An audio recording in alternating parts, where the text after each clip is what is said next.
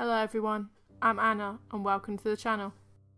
For today's voiceover, I actually want to talk about the piece I'm working on for once.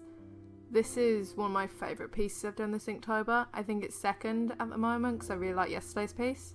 I also think it's one of my favourite pieces that I've ever done. It's very much on surrealism, that's what it's inspired by, surrealism photography, as I discussed I think in yesterday's voiceover. And it's also very creepy, much creepier than some of the stuff I would bring to a final piece.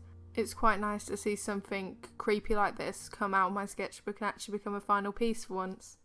For this one I used my usual equipment, the Winsor black drawing ink, diluted with water to create some grey tones, my Uni Pin Fineliners and some watercolour paper.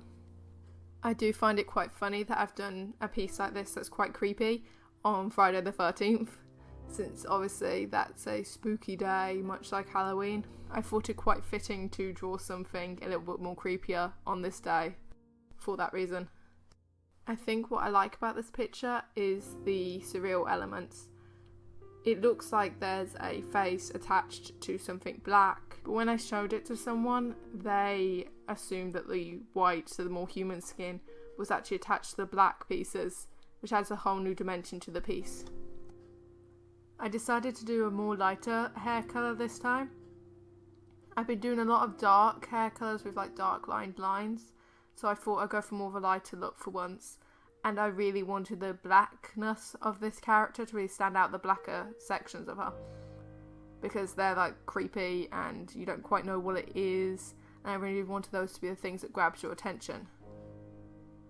Similarly, that's why I wanted the whiter skin patches to be shaded very lightly. You can almost not pick it up on camera at times. In person it's almost hard to see it if you're not looking for it. I wanted to be quite light to yet again draw more attention to the blacker parts of it. Also, in some of my older illustrations this Inktober, I have been shading the skin quite heavily, and I wanted more of a light look to really break away from that for a bit. I wanted some rest from the really dark shading, which is also why I made the decision for the hair. I was debating whether I'd actually use my Uni Pin Fineliners on this piece at the start. It was starting to look really nice and I liked how the ink washes looked. But then I thought I really wanted to be cohesive with my other pieces I've been doing recently, and I found that the black Uni Pin Fineliners really add something to the piece that I couldn't get with just ink washes. I'm glad I made the decision to go ahead with the ink pens. I think it really makes the illustration much nicer. I still used quite a thin fineliner though. I think 0.1 was my main one, and then a little bit of a 0.2 and a tiny bit of a 0.5 just for some of the darker details. I really wanted the line art to be very thin and non-imposing on the image. One of my favourite things about this image is actually her expression. I really like her mouth because it's almost like stitched together, and her eyes almost look tired and they're looking down, and it really adds to the really creepiness of the picture, I think, because you're not really too sure what she's looking at. You're not too sure how her mouth got stitched. Did she do it? Was it something else? Is it to silence her?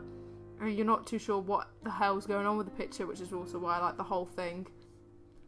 I added in a square background with just some ink because I didn't like the white of the paper. I thought it was distracting from the image and the whiter areas of the image, and I really wanted a sort of background, but I didn't want to do a whole, whole filled in background like I've done some other pieces. I didn't want it to be too dark because then it distract from the darker pieces of the person.